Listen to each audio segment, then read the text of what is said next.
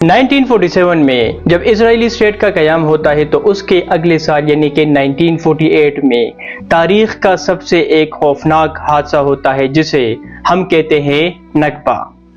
نکبہ ایک Arabic word ہے جس کا انگلش میں مطلب ہے کیٹاسٹرافی یعنی کہ تباہی، اور یہ تباہی ہوتی ہے فلسطین کے لوگوں کی۔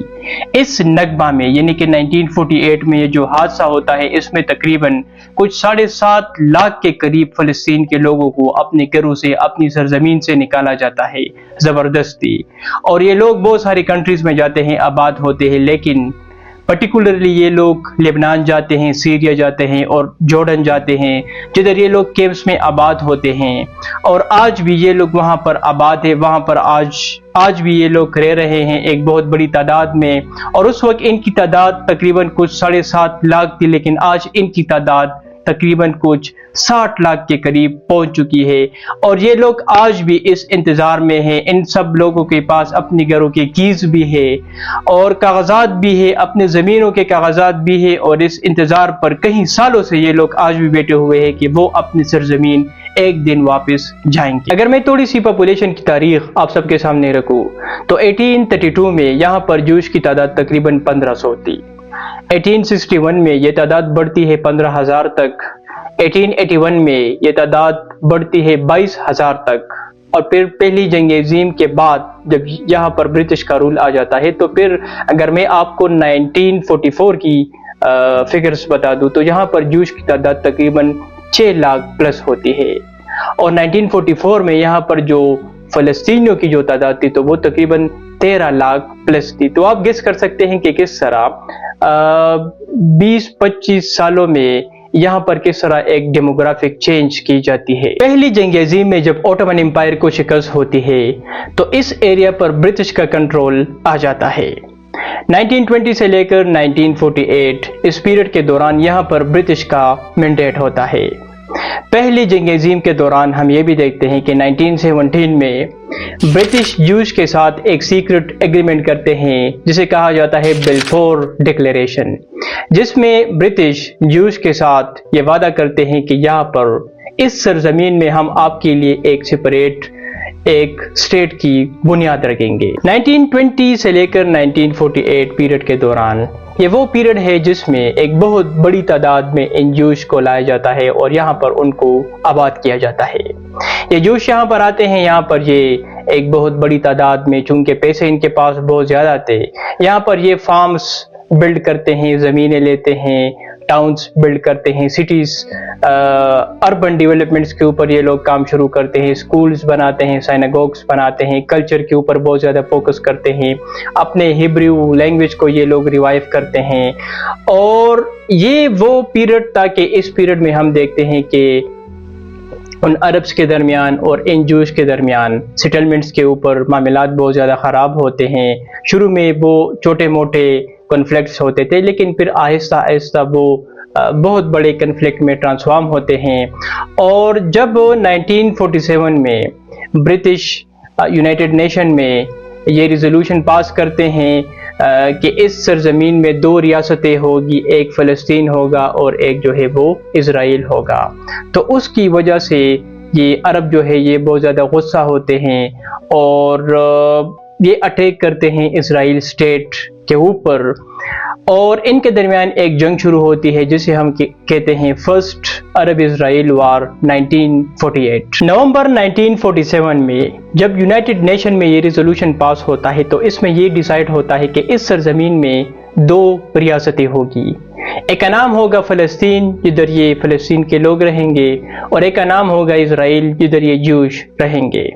اس کے علاوہ جو یروشلم شہر ہوتا ہے تو اس کو ایک انٹرنیشنل سٹی ڈکلیئر کی جاتی ہے because of its religious importance. اب ہوتا یوں ہے کہ یہ جو فلسطین سرزمین ہے تو 55% زمین دی جاتی ہے فلسطین کو اور 45% زمین دی جاتی ہے جوش کو۔ اب جوش کے لیے تو یہ ایکسیپٹیبل تھا کیونکہ انہیں ایک ریاست کی، ایک لینڈ کی ضرورت تھی،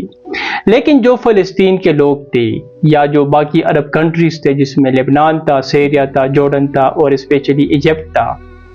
تو ان کے لیے یہ ایکسیپٹیبل نہیں تھا۔ اب اس کے اوپر ان کے درمیان جنگ شروع ہوتی ہے 1948، اور جنگ اسی وجہ سے بھی شروع ہوتی ہے کہ ایک تو ان کے لیے ایکسیپٹیبل بھی نہیں تھا، اور یہ جو فلسطین کے لوگ تھے تو یہ اس ریزولوشن کے بعد ان سیٹلمنٹس کے اوپر اٹیک شروع کرتے ہیں جدھر ان جوش کو لایا گیا تھا اور ان کو آباد کیا گیا تھا، اور اسی وجہ سے یہ اٹیک شروع کرتے ہیں کہ وہ ان کو بتاتے ہیں کہ اس سرزمین پر آپ کا کوئی حق نہیں ہے، آپ یہاں پر جو ہے ایک دوسرا اسٹیٹ نہیں بنا سکتے، یہاں پر آپ سیٹلمنٹس نہیں کر سکتے۔ تو جب وہ فلسطین کے لوگ ان کے اوپر اٹیک کرتے ہیں تو اس کے نتیجے میں وہ بھی ان کے اوپر اٹیکس شروع کرتے ہیں، اور جو جوئش تھے تو وہ بہت زیادہ پاورفل تھے کیونکہ انہوں نے بہت سارا عرصہ یورپ میں گزارا تھا، تو وہ مور اینڈ ویل ٹرینڈ تھے، اسکلڈ بھی تھے، بہت زیادہ آرگنائزڈ بھی تھے، ان کی جو ملیشیا گروپس تھے تو وہ بھی بہت زیادہ ٹرینڈ تھے ایز کمپیئر ٹو فلسطینین پیپل۔ اور جب وہ ریٹیلیٹ کرتے ہیں فلسطین کے لوگوں کے اوپر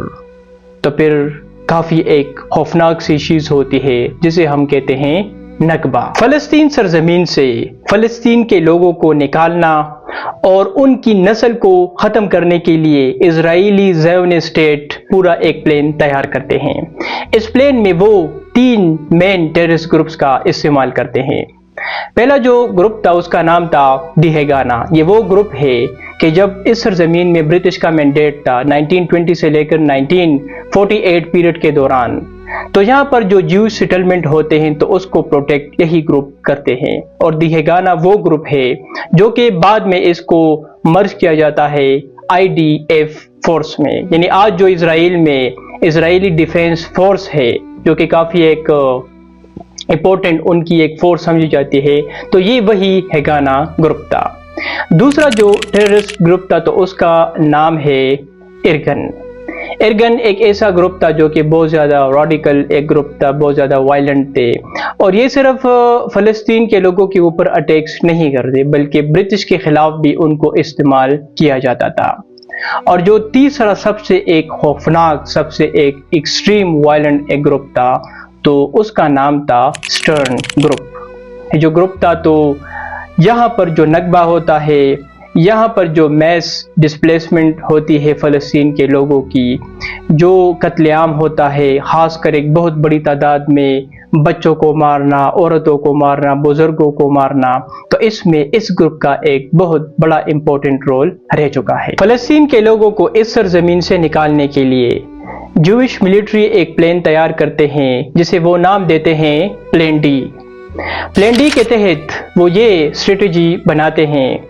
کہ سینٹرل اور ناردرن فلسطین میں جتنے بھی گاؤں ہیں فلسطینیوں کی تو اس کو ٹارگٹ کیا جائے۔ رپورٹس کے مطابق کچھ 400 پلس گاؤں تھے جن کو یہ لوگ ٹارگٹ کرتے ہیں۔ اس کے علاوہ ان کے جو میجر سٹیز تھے جس میں جافا تھا، حائفا تھا، اس کے علاوہ جو میجر روڈز تھے جن پر یہ فلسطین کے لوگ آباد تھے، تو ان ایریاز کو یہ لوگ ٹارگٹ کرتے ہیں۔ اب کہا جاتا ہے کہ تقریباً کچھ 400 پلس جو گاؤں تھے تو وہاں پر جب یہ لوگ آپریشن کنڈکٹ کرتے ہیں انڈر پلان ڈی تو یہ لوگ زیادہ تر رات کو جاتے ہیں اور اٹیکس کرتے ہیں، کیونکہ رات کے ٹائم وہ لوگ سوئے تھے، وہ پریپیئرڈ بھی نہیں تھے، تو رات کے ٹائم یہ لوگ اٹیکس کرتے ہیں ان کے اوپر، اور ان کو آرڈر دیا جاتا ہے کہ آپ شوٹ کریں بچوں کو، عورتوں کو، بزرگوں کو آن دا اسپاٹ۔ اور جب یہ لوگ شوٹ کرتے ہیں تو اس سے بہت زیادہ خوف پھیلتا ہے، اور لوگ جو ہے وہ اپنے گھروں کو لاک کرتے ہیں، اپنے گاؤں کو، اپنے شہروں کو چھوڑتے ہیں، باقی ایریاز میں بھاگنا شروع کرتے ہیں، اور بارڈر کو کراس کرتے ہیں۔ ایک بہت بڑی تعداد میں وہ لبنان آتے ہیں، جورڈن آتے ہیں اور سیریا آتے ہیں، اور کہا جاتا ہے کہ تقریباً کچھ 7.5 لاکھ کے قریب لوگ جو ہے وہ مائگریشن کرتے ہیں فلسطین سے۔ یہ لوگ اس امید کے ساتھ، اس سوچ کے ساتھ اپنے گھروں کو چھوڑتے ہیں کہ وہ سمجھتے ہیں کہ کچھ ہفتے بعد یا کچھ مہینے بعد یا کچھ دنوں بعد ہم واپس چلے جائیں گے۔ ان کے پاس اپنی زمینوں کے کاغذات بھی تھے، اپنی چابیاں بھی تھی، لیکن ان لوگوں کو یہ معلوم نہیں تھا کہ ان کے ساتھ کچھ اور ہی ہونے جا رہا ہے۔ اس آپریشن کے 3 واقعات بہت زیادہ مشہور ہے۔ پہلے کا نام ہے دیر یاسین۔ دیر یاسین یروشلم میں ایک چھوٹا سا گاؤں ہوتا ہے اور یہاں پر یہ لوگ اٹیک کرتے ہیں جس میں تقریباً 100 کے قریب لوگوں کو وہ قتل کرتے ہیں، شوٹ کرتے ہیں، جس میں ایک بہت بڑی تعداد خواتین کی تھی اور بچوں کی تھی۔ اور دیر یاسین وہ مسئلہ کرتا جس کا ایک اتنا خوف پھیلتا ہے فلسطین کے لوگوں میں کہ اس حادثے کے بعد بہت سارے گاؤں سے اور شہروں سے لوگ جو ہے باقی کنٹریز میں بھاگتے ہیں۔ دوسرا حادثہ کبیا مسیکر کہا جاتا ہے۔ اس میں ان کا ایک لیڈر تھا جس کا نام ہے ایریل شیرون۔ ایریل شیرون وہ فلسطین کے لوگوں کی جب ہم تاریخ کو اسٹڈی کرتے ہیں تو یہ وہ اسرائیلی ایک ملٹری آفیسر ہے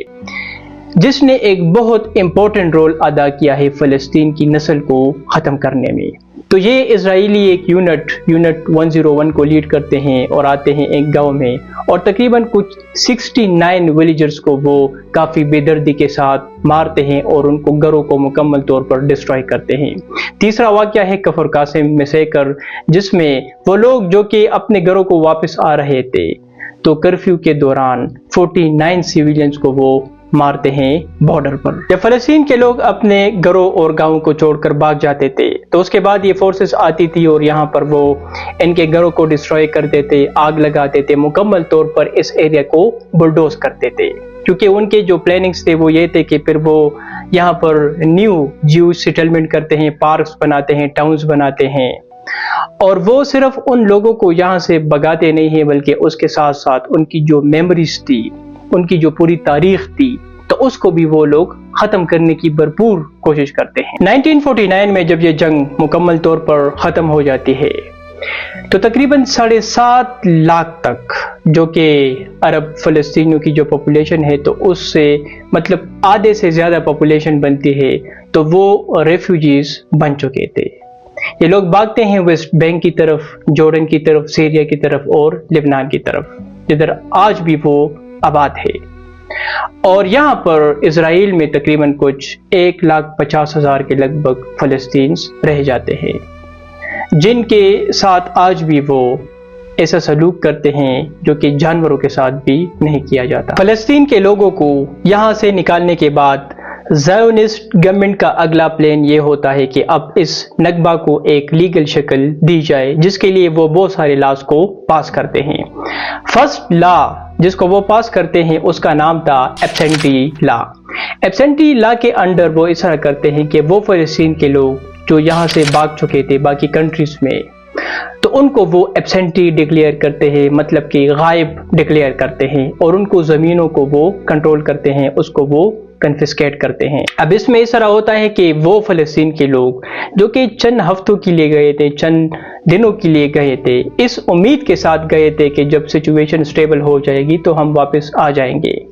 تو اس کو بھی یہ لوگ الاؤ نہیں کرتے اور کہتے ہیں کہ آپ کی کوئی پراپرٹی یہاں پر نہیں ہے، آپ کی کوئی زمین نہیں ہے اور آپ جو ہے وہ اسٹیٹ لیس ڈکلیئر ہو چکے ہیں۔ دوسرا لا وہ پاس کرتے ہیں ریٹرن لا۔ ریٹرن لا میں وہ اس طرح کرتے ہیں کہ پوری دنیا میں جتنے بھی جوش کمیونٹیز تھی تو سب کو وہ بتاتے ہیں کہ آپ یہاں پر آ جائیں، آپ کو یہاں پر سٹیزن شپ بھی دیا جائے گا اور یہاں پر آپ کو سیٹلڈ بھی کیا جائے گا۔ تو ایک اور بڑی تعداد میں وہ جوش کو انوائٹ کرتے ہیں کیونکہ وہ اپنی کمیونٹی کو اسٹرانگ کرنا چاہتے تھے۔ تیسرا لا جو وہ پاس کرتے ہیں تو وہ سٹیزن شپ لا تھی۔ اب سٹیزن شپ لا میں وہ جتنے بھی جوش تھے سب کو جو ہے وہ سٹیزن شپ دی جاتی ہے، لیکن وہ فلسطین کے لوگ جو کہ ایون اسرائیل میں پیدا بھی ہوئے تھے تو ان کو بھی وہ سٹیزن شپ نہیں دیتے اور زیادہ تر پریورٹی وہ جوش کو دیتے ہیں۔ اور جو لاسٹ لا وہ پاس کرتے ہیں تو وہ ہے لینڈ ایکوزیشن لا، اور اس میں وہ اس طرح کرتے ہیں کہ فلسطین کے لوگوں کی جو زمینیں تھی، جو گھریں تھی، جو کہ یہ لوگ کنفسکیٹ کر چکے تھے نکبہ کے دوران، تو وہ سب وہ ایلوکیٹ کرتے ہیں ان جوش امیگرنٹس کو جو باقی دنیا سے آتے ہیں یہاں پر سیٹل ہوتے ہیں۔ تو وہ آخرکار نکبہ کو ایک لیگل شکل بھی دیتے ہیں۔